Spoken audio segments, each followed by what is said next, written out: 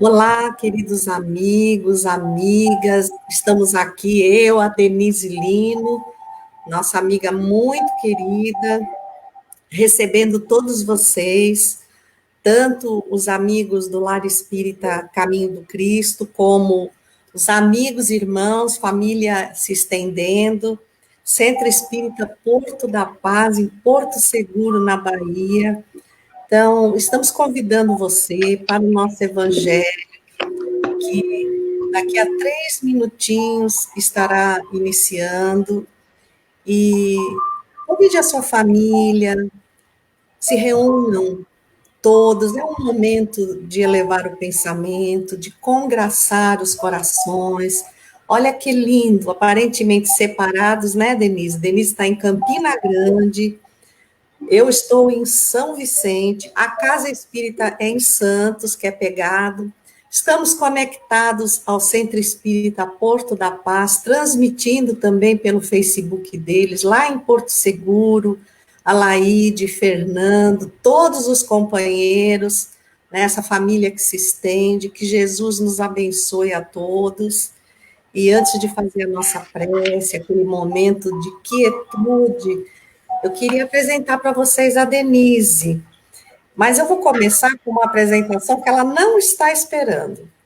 A Denise Nossa, deve ser mais jovem do que eu, mas ela foi minha inspiradora para me tornar nossa, expositora do Evangelho. Ela coloca aqui que ela começou aos 17 anos. E o que eu admiro até hoje, a Denise é ímpar, porque ela não fala sem pautar nas obras do Espiritismo. Então, é Kardec, em primeiro lugar, Emmanuel, André Luiz. Então, ela é um exemplo para mim e me inspirou. Eu sempre fui admiradora, nunca pensei assim que ia ter a oportunidade de conhecer a Denise pessoalmente e ser amiga dela. Nós já estivemos lá na SEJA, a Sociedade Espírita Joana de Ângeles, em Campina Grande, já é uma extensão da nossa família, já nos entrelaçamos com aqueles trabalhadores. E a Denise, então, é espírita desde a infância, que foi ontem, que nem a minha, né, Denise? com certeza, Não é? com Então, certeza. ó, expositora desde os 17 anos, articulista da revista Tribuna Espírita, lá de João Pessoa, do nosso Severino, nosso amigo tão querido, articulista, colaboradora da revista Espírita e trabalhadora, gente, pensa em trabalhadora. Ela é uma trabalhadora dedicada, perseverante da SEJA. Então, Denise, seja muito, muito, muito, muito Muito bem-vinda ao obrigada. nosso coração. Nós vamos fazer uma prece. Pedimos a todos que cerrem os olhos, se permitam invadir pelas boas vibrações da espiritualidade benfeitora, destas 3 casas co-irmãs, o Lar Espírita Caminho do Cristo, a Seja da nossa querida Denise, e o Centro Espírita Porto da Paz, dos irmãos lá de Porto Seguro.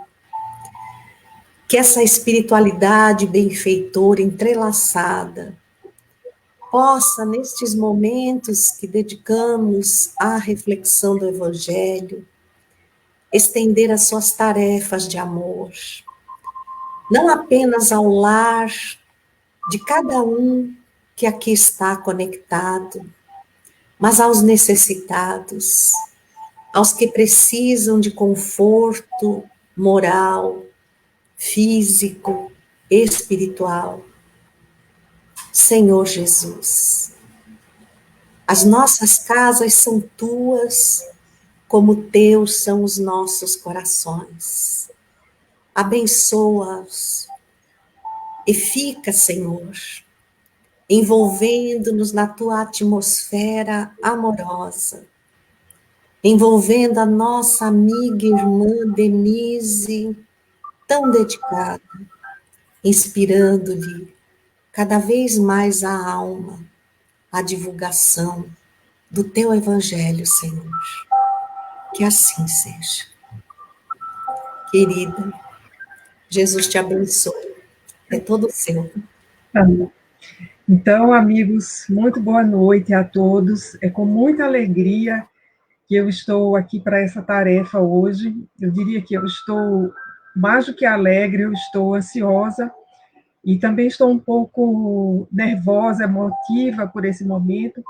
Eulália disse palavras muito preciosas na apresentação, mas acho que o que me encanta mais nessa noite é essa possibilidade de, como ela disse, estarmos separados, mas conectados. Isso é um detalhe muito significativo desse momento em que estamos vivendo, porque é um momento que, do ponto de vista físico, presencial, nós estamos realmente afastados, mas esse afastamento está servindo para que nós nos conectemos.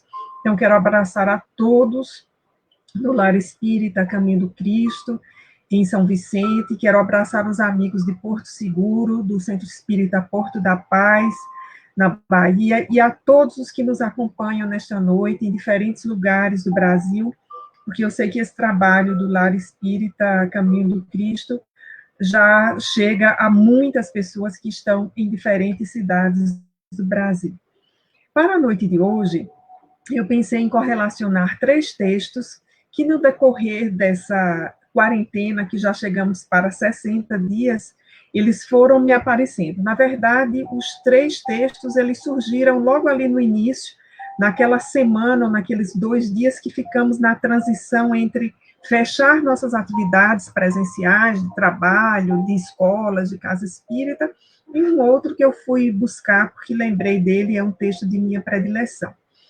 Então, os textos são o Ponto de Vista, que é um comentário de Kardec, que está no capítulo 2 do Evangelho segundo o Espiritismo, que é o capítulo Meu Reino Não é Deste Mundo, e que eu fiquei felicíssima de reencontrar esse texto de Kardec, de verificar tanta sabedoria transcendental, vendo que o texto kardeciano não é algo que se limita ao tempo, aos 160 anos de codificação da doutrina espírita, mas é um texto que vai se atualizando e demonstrando a sua força de atualidade sempre que nós relemos. O outro texto é também de Kardec, é um texto que eu adoro, intitulado Sinais dos Tempos, que está no livro A Gênesis, no capítulo 18, naquele capítulo final. O capítulo é intitulado Os Tempos São Chegados, e o primeiro item, esse item tem esse plural, Sinais dos Tempos, e eu gosto do texto, de tudo que ele apresenta, mas acho que o título já no plural já me traz toda a alegria, todo o entusiasmo de voltar a ler sempre esse texto de Kardec, identificando sempre novos ensinamentos. E, por fim, o terceiro texto, que é o que dá título a essa palestra, ele intitula-se Viver com Serenidade, é o capítulo 15 do livro Momentos de Renovação, aliás, do livro Receitas de Paz, de Joana de Ângeles, que é um livro do ano de 1984. O prefácio está datado, deixa eu só conferir a data, 21 de março de 1984, portanto, o livro já completou 36 anos. E esse texto, Viver em Serenidade, eu o encontrei no final de fevereiro, eu estava lendo esse livro, um processo de releitura da obra mais antiga de Joana de Ângeles, e cheguei no livro Receitas de Paz, em fevereiro, e essa mensagem que, nesse período de 60 dias, eu já reli inúmeras vezes, Viver em Serenidade. Mas vamos começar, então, fazendo alguns destaques. Então, no comentário de Kardec, um ponto de vista, para o capítulo 2 do Evangelho segundo o Espiritismo, capítulo intitulado Meu Reino Não é Deste Mundo, Kardec faz uma afirmativa importantíssima, logo no início, no item 5, quando ele diz: a ideia clara e precisa que se faça da vida futura proporciona inabalável fé no porvir, fé que acarreta enormes consequências sobre a moralização dos homens, porque muda completamente o ponto de vista sobre o qual eles encaram a vida terrena. Este é, então, amigos, o primeiro período do primeiro parágrafo desse texto, e nós poderíamos ficar aqui a noite inteira comentando os sentidos múltiplos que esse período nos enseja e a nossa visão de mundo que se amplia a partir dele. Vejamos a afirmativa do codificador, a ideia clara e precisa que se faça da vida futura. Portanto, não é uma ideia qualquer, não é uma ideia nebulosa, não é uma ideia a partir de uma concepção pessoal, porque é uma ideia que precisa ser clara, ou seja, não tem incoerências e ela precisa ser precisa em relação à vida futura. E aí nós vemos que o Espiritismo nos traz essa ideia clara e precisa sobre a vida futura, porque o Espiritismo nos comprova a imortalidade da alma, nos comprova os processos interexistenciais da alma, ou seja, entre uma existência ou outra, essa inter-relação entre os espíritos desencarnados e nós, os encarnados, enfim, né, todo o corpo doutrinário do Espiritismo nos traz essa ideia clara e precisa da vida futura, e é exatamente isto que proporciona uma fé inabalável. Vejamos também que não é qualquer fé, é uma fé inabalável no futuro, e uma fé que acarreta enormes consequências sobre a moralização dos homens. Porque se nós entendemos de forma clara e precisa a vida futura, a imortalidade da alma, as futuras reencarnações que teremos, isso traz um impacto e um redimensionamento da nossa ética. Nós podemos colocar aqui um exemplo muito simples. Uma coisa grave já seria, e é, um crime cometido por uma pessoa que não tenha uma ideia clara e precisa da vida futura, ou que sequer tenha uma ideia da vida futura. Outra coisa é esse mesmo crime cometido por alguém que tem a ideia da imortalidade da alma, da reencarnação e da influência dos espíritos em nossa vida. Então, esses três conceitos que são básicos, imortalidade da alma, influência dos espíritos em nossa vida e reencarnação, eles já trazem, junto com todos os outros que a doutrina espírita nos apresenta, assim como o conceito de Deus soberanamente justo e bom, um impacto sobre as nossas vidas, um impacto sobre a nossa moralização. Porque nós entendemos que a vida não é apenas o aqui e agora. E trazendo isso para esse contexto da pandemia, nós começamos a compreender de forma muito clara e muito precisa que a pandemia não é apenas esse tempo em que nós estamos reclusos em nossas casas, mas isso é um acerto maior nesse concerto extraordinário que é viver na Terra, gerido por engenheiros siderais, e que uma pandemia desse porte, que atinge globalmente a Terra, ela tem funções muito maiores do que simplesmente a disseminação de um vírus. Porque os impactos de uma pandemia dessa, eles são, digamos, num primeiro momento, para o leigo, impactos sobre a questão sanitária, a questão econômica, a questão educacional, como ficam as escolas, como é a pesquisa daqui para frente. Mas para nós, os espíritas, um evento deste porte, desta magnitude, nos faz olhar ainda com mais, digamos, disposição, com mais energia, com mais ênfase, com mais entusiasmo, com mais admiração a vida futura. Que mundo surgirá daqui para frente? Hoje à tarde eu vi o título de uma palestra de um amigo e pensei, que título maravilhoso, como é que eu não tinha pensado nisso? Mas um título perfeito, que o nosso amigo Washington vai apresentar uma palestra, se não me engano, agora no dia 23 de maio, transmitida pela Comunidade Espírita da cidade de Sousa, aqui na Paraíba. E o título é O Mesmo Planeta, um Novo Mundo. E é exatamente isso. Estamos no mesmo planeta, mas num mundo novo. E aí esse mundo novo, ele depende exatamente do ponto de vista sobre o qual nós colocamos a vida terrena. Então, Kardec vai fazer essa discussão sobre o ponto de vista sobre o qual nós colocamos a vida terrena. E ao longo do texto, ele vai nos dizer que se nós duvidamos da vida futura, nós encaramos a vida na Terra como uma simples passagem, e aí nós não damos maior importância à maioria dos fatos que estão em nosso entorno, e nós desconsideramos eventos que são muito importantes e que são muito significativos para que nós entendamos, como nos referimos antes, a esse concerto sideral no qual nós estamos imersos.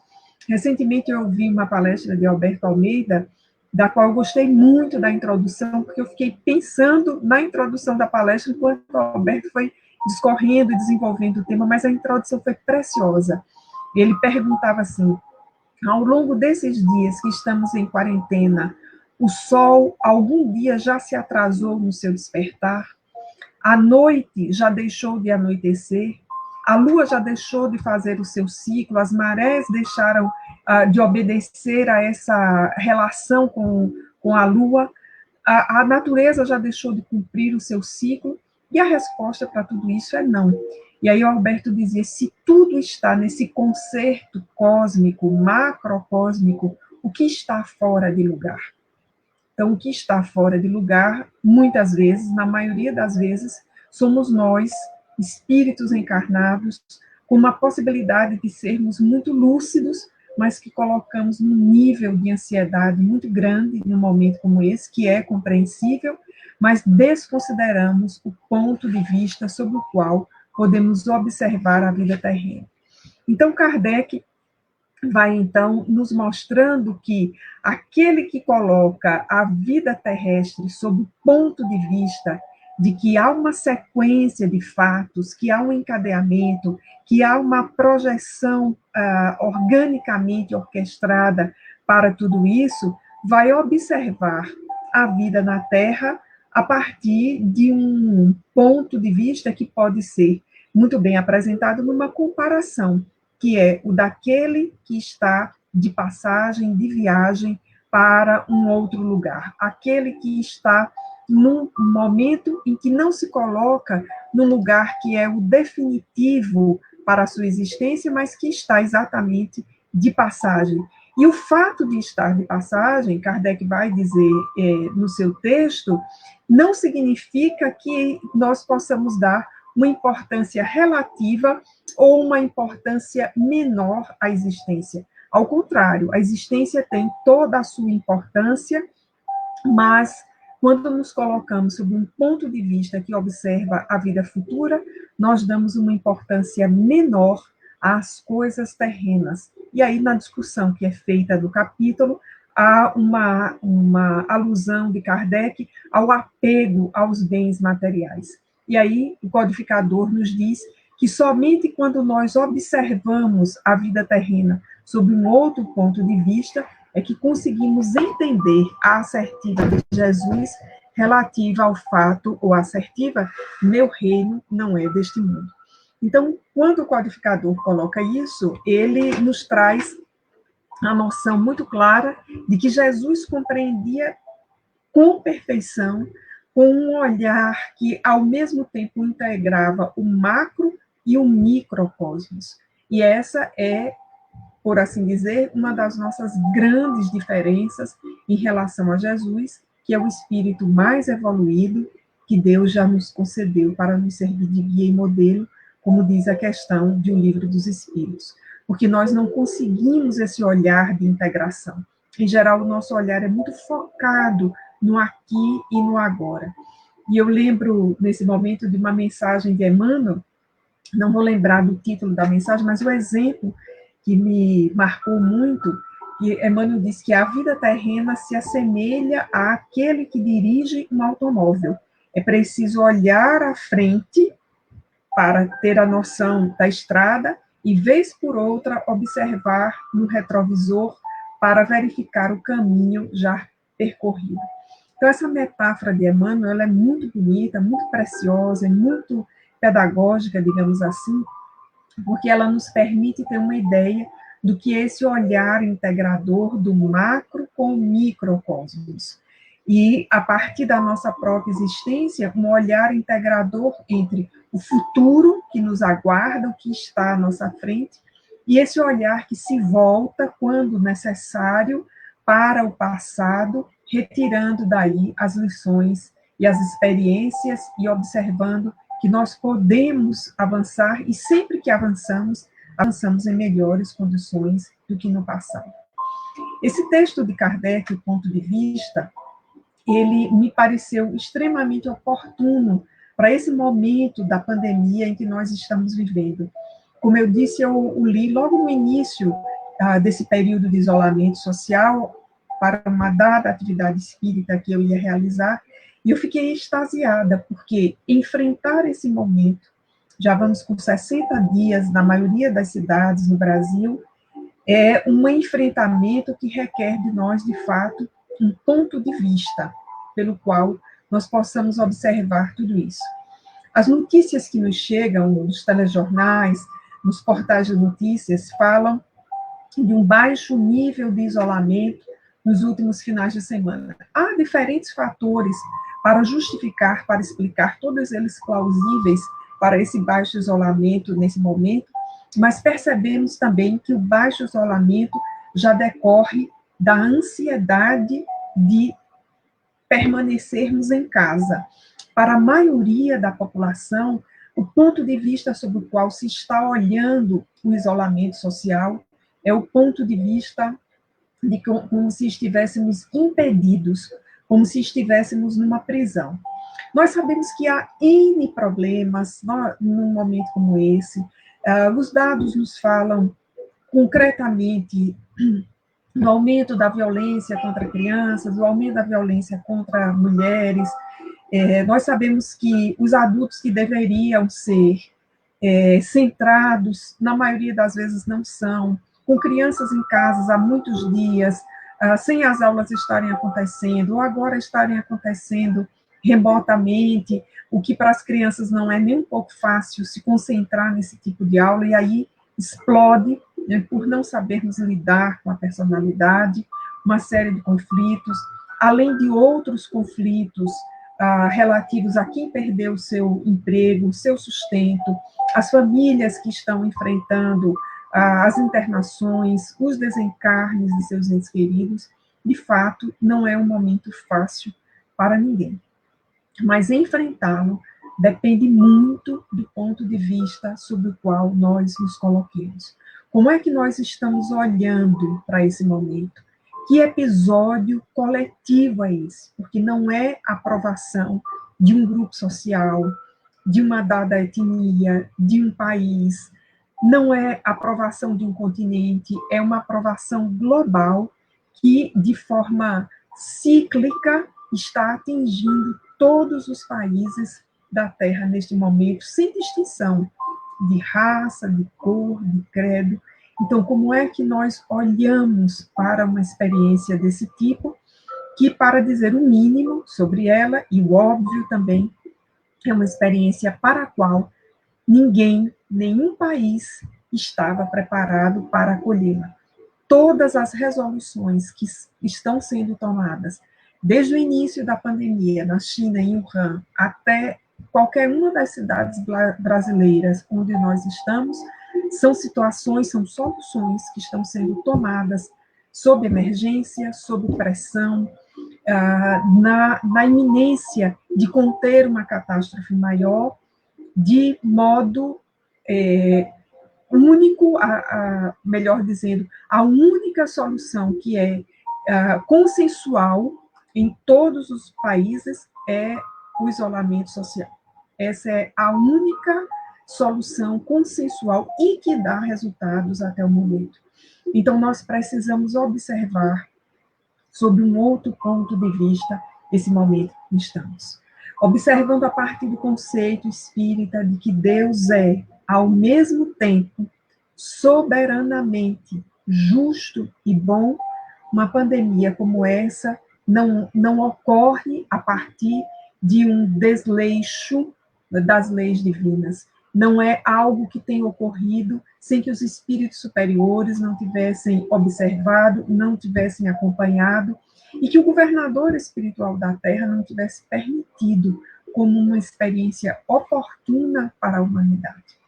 Recentemente, eu comentei numa outra palestra que eu me emocionei muito no dia que eu percebi a semelhança desse momento que nós estamos vivendo com a metáfora da casa que aparece nas parábolas de Jesus, especificamente na parábola do filho pródigo.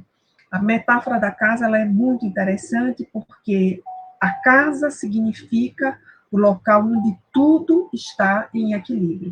Então, no começo da parábola, para quem lembra da parábola de memória, os filhos estavam com o pai na casa e eles estavam em equilíbrio.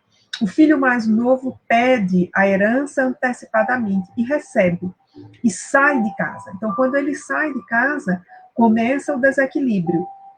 E ele rompe com a sua identidade, com a sua ligação, ele vai viver outras experiências, ele dilapida a sua fortuna, depois ele fica numa situação de miserabilidade, ele começa a se reconstruir numa situação que nem de longe era a situação que a pessoa mais simples e mais pobre no seu local de origem vivia, ele está muito abaixo da sua experiência inicial, até que esse filho pródigo, ele se resolve por voltar à casa do pai.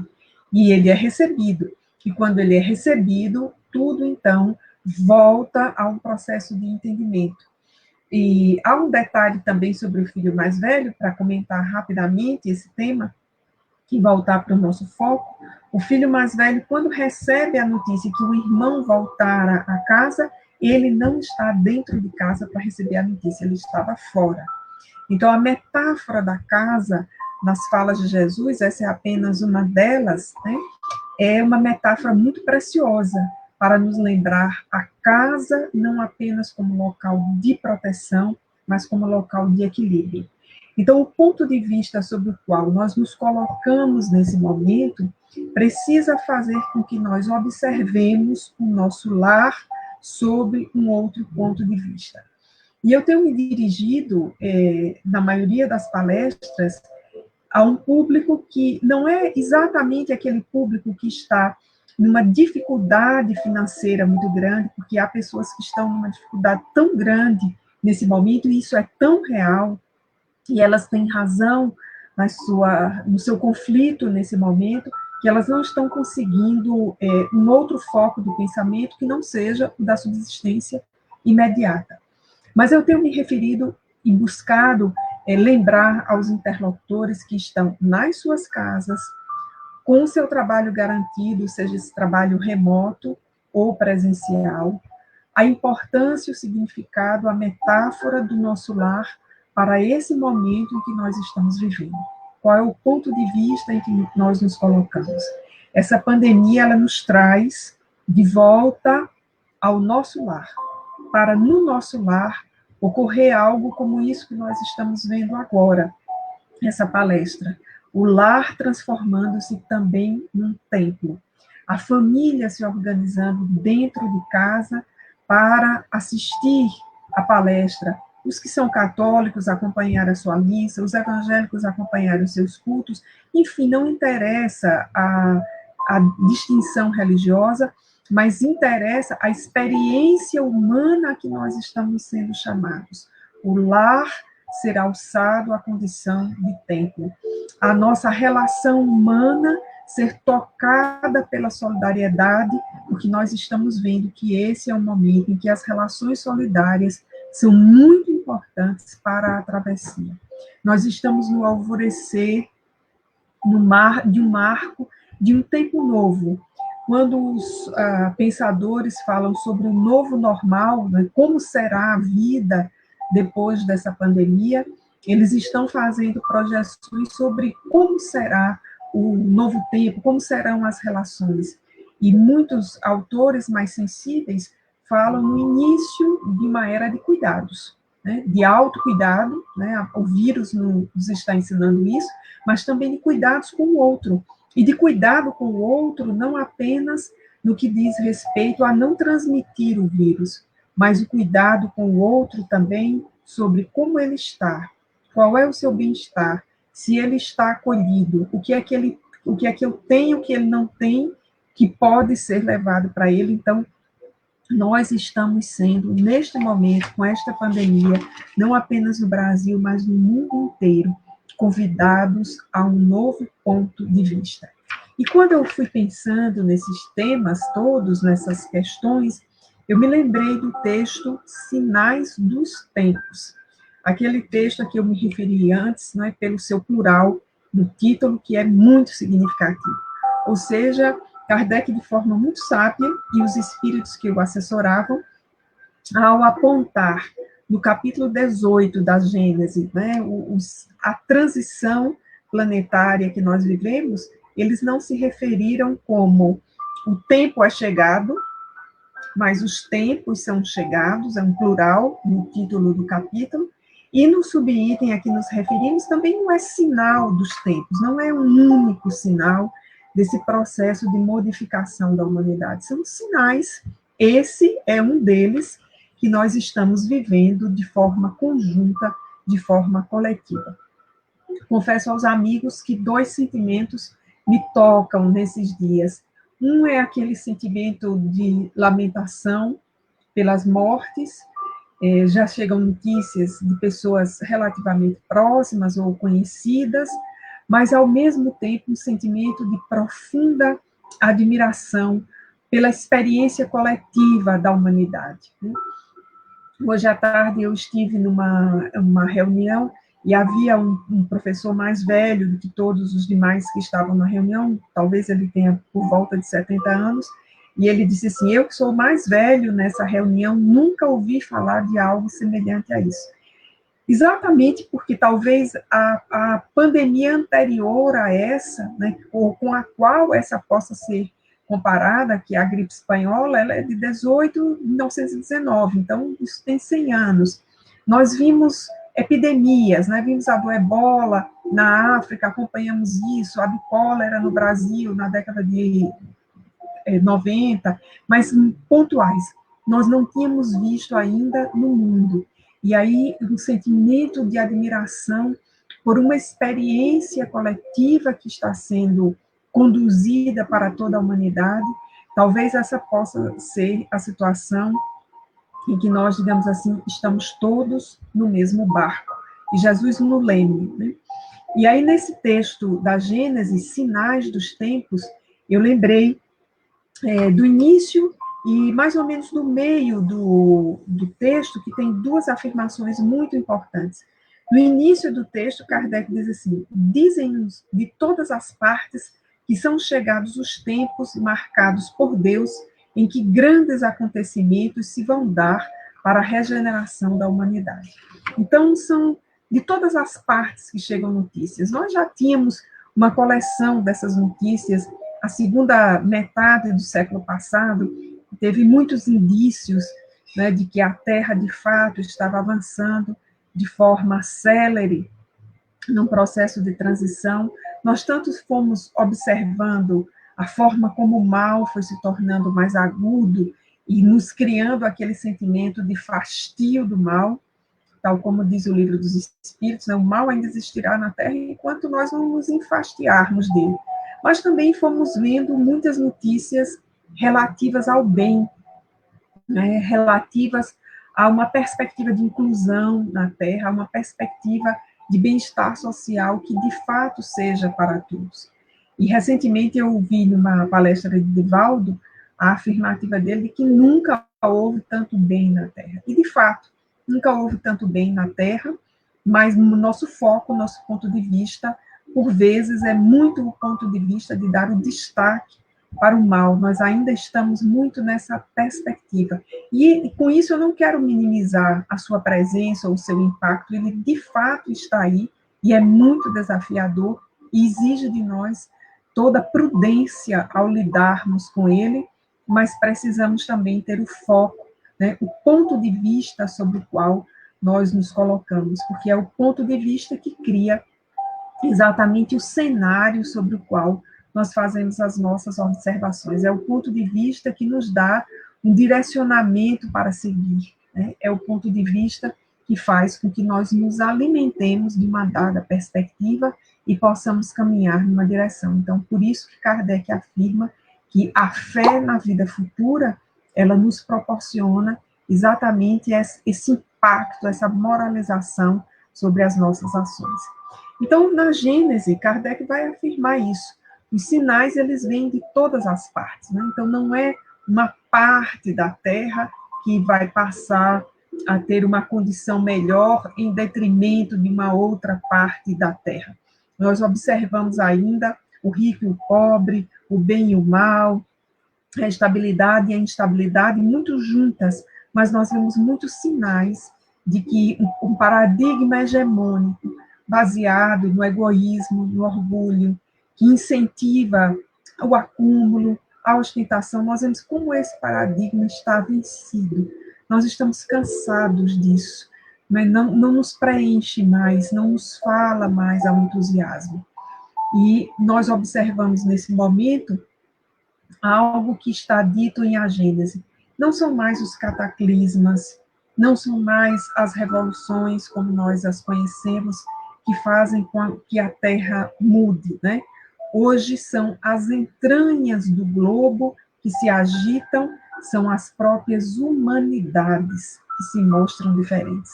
Para trazer aqui a frase de Kardec, assim, muito linda, essa frase que aqui na tradução do Dr. Evandro Noleto, no livro A Gênese, está em itálico, né? A frase de Kardec textualmente é: hoje não são mais as entranhas do globo que se agitam, são as da humanidade.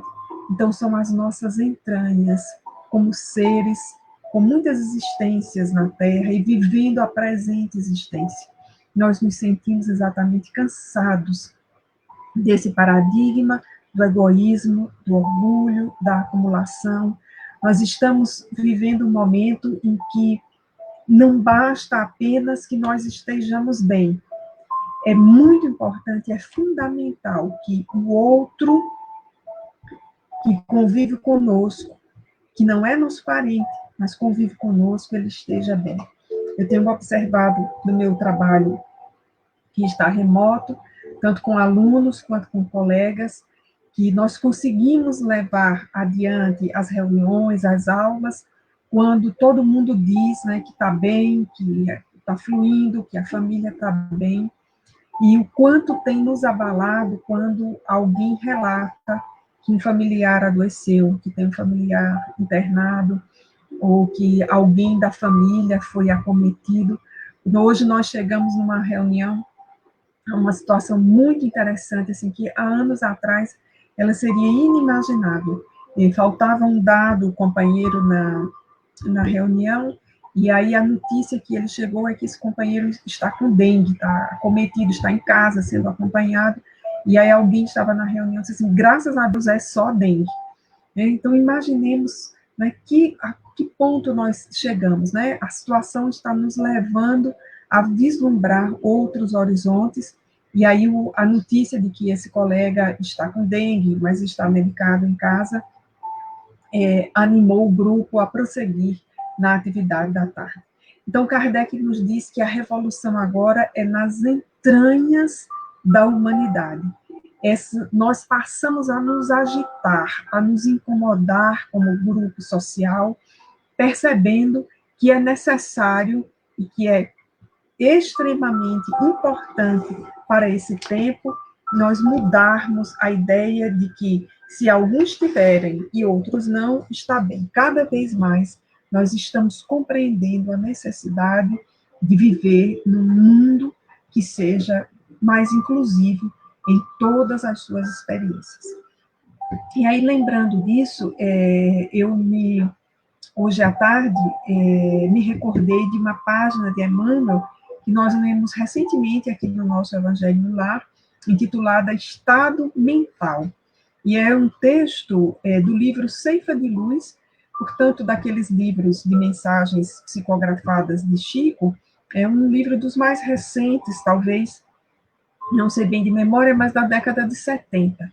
E Emmanuel, nessa mensagem, ele comenta um versículo de Paulo na carta aos Efésios, em que Paulo diz assim: e a renovar-vos pela transformação espiritual da vossa mente.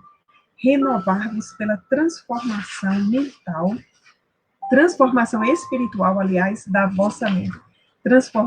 Transformar-vos pela deixa eu corrigir aqui, renovar-vos pela transformação espiritual da vossa mente. E vai, então, comentar o estado mental. E aí eu achei esse texto muito interessante, porque ele é muito próprio do estilo de Emmanuel, que é fazer uma lista das situações que nós vivemos na Terra, que poderiam ser usadas para a nossa justificativa de por que nós não mudamos. E aí, no final do texto, Emmanuel coloca uma conjunção adversativa, um mas, e inverte completamente a argumentação, mostrando-nos que tudo aquilo que nós dissemos antes não se justifica. Então, só rapidamente, nesse texto, estado mental, que parece ter sido escrito para os dias de hoje, Emmanuel faz uma lista, né, das condições menos felizes que nós poderíamos arrolar. Talvez a equipe familiar não seja a que desejaríamos, diz ele, a atividade profissional é aquela, na maioria das vezes, com a qual não nos harmonizamos.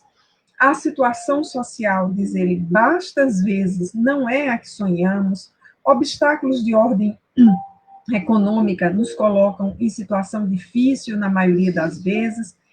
Aí Emmanuel diz assim, por fim, por vezes nem o corpo físico corresponde à nossa estrutura psicológica, né? E aí vai fazendo toda essa lista, né? E diz que outras nós poderíamos acrescentar à lista, mas, diz o benfeitor, em qualquer posição, podemos escolher o estado mental justo para aceitá-las com a possibilidade de convertê-las em trilhas de acesso infinito ao bem. Então, vejamos que Emmanuel não nos deixa espaço para a justificativa à indolência. É possível que nós estejamos achando essa situação horrível, né? Ficar em casa, não poder sair, não poder caminhar, não poder ir ao shopping, não poder fazer as compras, não poder isso, não poder aquilo. Enfim, né, dizer que tudo isso está um tédio. Se nós nos encontrássemos com Emmanuel hoje, é assim que eu penso, pudéssemos sentar à sua frente e fazermos a lista, né, de todas as reclamações desse momento, ele diria, mas, né, pode-se escolher o estado mental justo e aceitar esse momento com a possibilidade de convertê-lo em trilhas de acesso infinito ao bem. E aí, quando eu li isso, eu lembrei também de uma imagem que foi compartilhada por muitas pessoas no início dessa quarentena, que era uma imagem assim, com 4 círculos concêntricos, que uma seta atravessava esses círculos, e a pergunta era, quem eu quero ser durante a pandemia de Covid? Então, essa é a pergunta central. Então, tem uma primeira zona, que é a zona do medo. E o que nós fazemos quando estamos na zona do medo? Nós fazemos as compras do pânico, então é aquela coisa de estocar com muita, né, compulsão, ou quando estamos na zona do medo, nós nos irritamos com muita facilidade, né? Ou nós achamos que só está ruim para nós, e as outras pessoas estão bem, fluindo a vida, o que não é verdade, né? O medo faz com que nós tenhamos um olhar que se volta assim completamente em nossa direção, achando que a situação difícil e de exceção é apenas conosco. E aí o desejo de acumular se revela muito nas compras, às vezes no comer excessivamente, né, do ficar amolentado, não ter ânimo para fazer outra coisa, a não ser dormir. Eu lembro que outro dia uma amiga minha me disse assim, todos os dias eu faço plano para acordar cedo, para fazer uma caminhada dentro de casa, mas eu acabo acordando ao meio-dia, eu acabo almoçando um leite com achocolatado, e eu começo a assistir filme à 1 da tarde, e vou dormir à 1 da manhã, fazendo maratona de filmes. Então, ela conversava isso comigo, exatamente essa zona do medo, né? Qual é o estado mental, qual é o ponto de vista em que ela está se colocando? Esse foi o tema da nossa conversa. Depois da zona do medo, há uma zona de aprendizado, quando nós mudamos a nossa perspectiva sobre esse momento. Não é apenas comigo, não é apenas com a minha família, nem na minha cidade, nem no nosso país. A Terra inteira está passando por esse momento. Então, nós começamos a ser menos controladores. Porque quem estava esperando a pandemia? Que país se preparou? Quem teve tempo para se organizar? Há muita coisa nas nossas rotinas que agora, depois de 5, 6 semanas, é que nós estamos conseguindo ajustar. E essa é uma das coisas que eu tenho dito para mim, e hoje eu disse para mim, muitas vezes no final dessa tarde, eu preciso ser menos controladora, porque eu tinha uma série de coisas, uma reunião remota hoje à tarde que não fluiu como deveria, porque todos nós descobrimos também que não temos a internet que nós imaginávamos que tínhamos, e que sempre cai, que sempre dá problema, e que agora nós estamos trabalhando muito, mas num ritmo bem mais lento e continuamos ocupados. Então, na zona do aprendizado, nós começamos a pensar que é importante ser menos controlador, que é uma experiência que está sendo feita, que nós podemos observar para a nossa casa, para a nossa família, as reações, que é possível, sim, organizar uma rotina em que tanto o trabalho remoto seja feito, as atividades domésticas, mas que é importante ter um outro olhar. Então, nós começamos a, no caso do consumo, pensar, é possível consumir menos. Não houve desabastecimento, não há notícias de desabastecimento. E aí o consumo, ele toma outras dimensões. Nós começamos a olhar para quais são as roupas que nós estamos usando agora. Recentemente me mandaram um meme que eu achei extraordinário, né? Justo essa perspectiva bem-humorada, esse ponto de vista de achar algo diferente e que possa trazer o bom humor numa situação como essa. O meme dizia assim: minhas roupas de sair pensam que eu morri, porque nunca mais eu as usei. Então, estamos muito nessa situação de ficar em casa, né? Quais são as roupas, de fato, que nós precisamos? Quantos sapatos? E o consumo se expande para que a gente pense também o que é que eu estou consumindo de notícias, de lives, de filmes, o que é que, enfim, o que é que está completando a minha alma, a minha emoção. E reconhecemos, enfim, que estamos todos no mesmo barco e que precisamos seguir esse momento, no mínimo, com bom humor e com otimismo. Mas nós podemos também atingir a chamada zona do crescimento, porque é a zona do medo, que é essa em que estamos fechados em nós, há a zona do aprendizado, em que nós olhamos para o lado e vemos a família, vemos o grupo social e entendemos que é preciso seguir. E há a zona de crescimento, que algumas almas sensíveis já chegaram lá e que nós todos deveríamos chegar lá. Na zona do crescimento, nós achamos um propósito para a nossa existência. Qual é o propósito da minha vida? Quem são esses familiares que estão comigo? Esta família, quais são os laços? Como esses laços estão sendo reconstruídos nesse momento? Quem está na zona do crescimento está pensando nos outros e procurando uma forma de ajudá-los. E aqueles que não têm como ajudar aos outros, ainda que desejassem, ainda que quisessem, vivem o agradecimento, vivem o presente, vivem a serenidade. E aí, dito isto, nós chegamos, né, no tema específico do título da nossa palestra, Viver em Serenidade.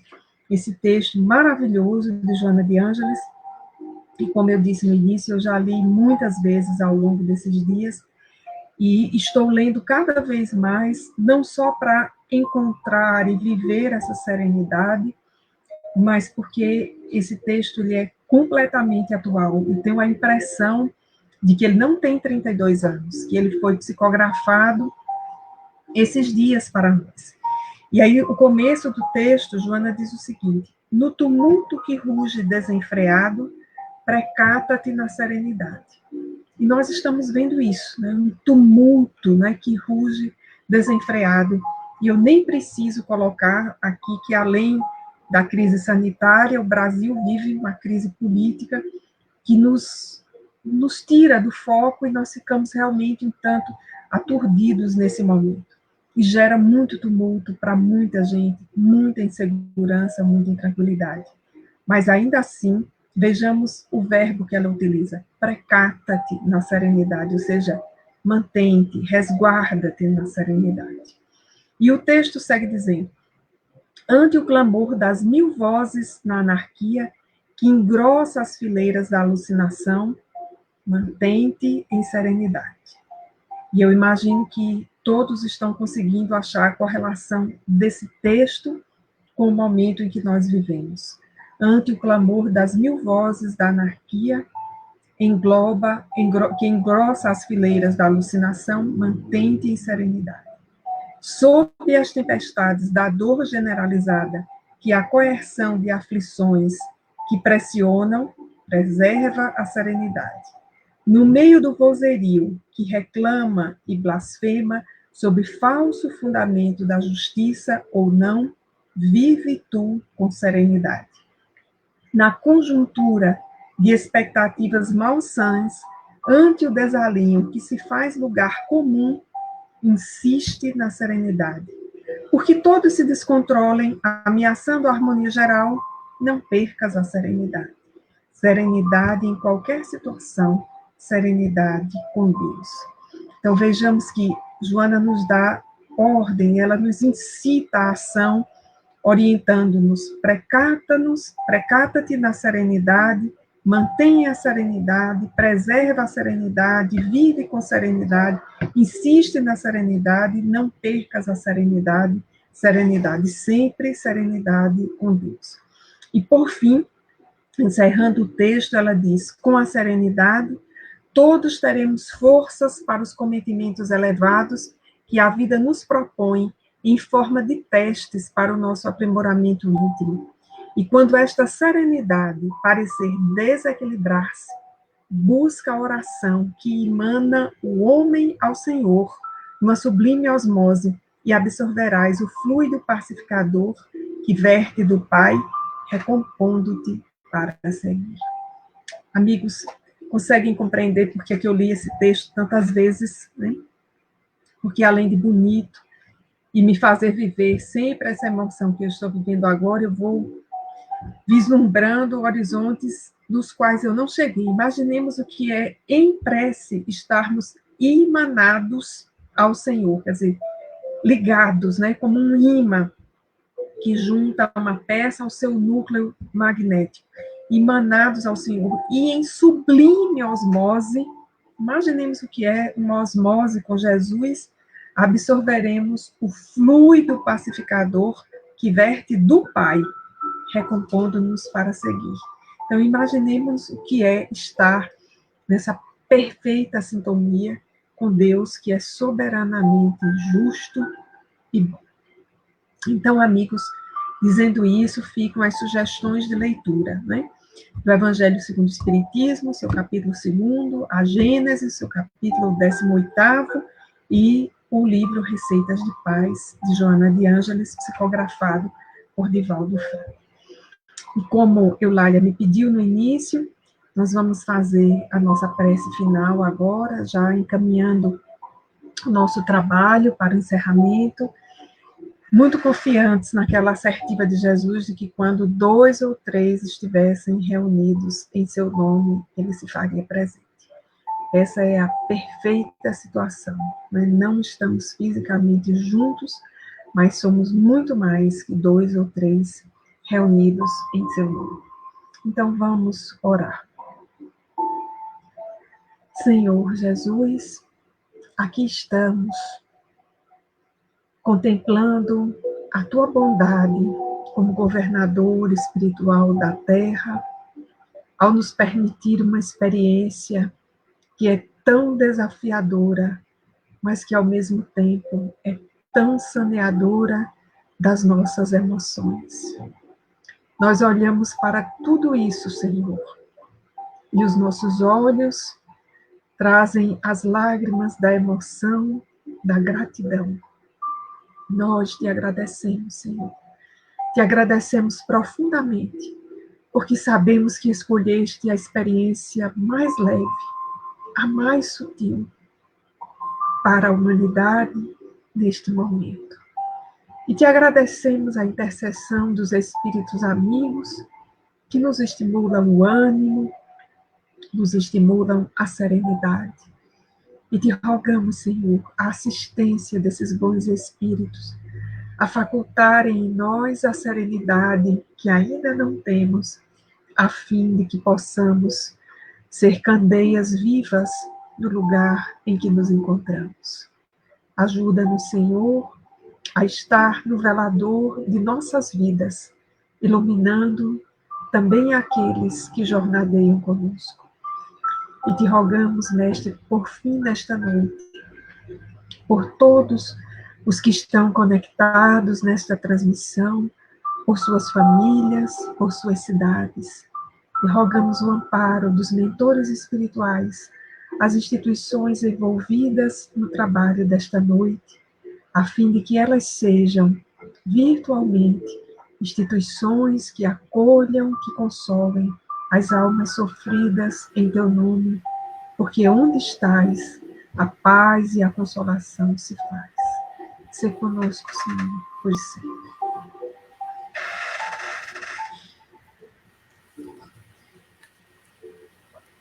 Querida, E aí, deu certo? gratidão, muito.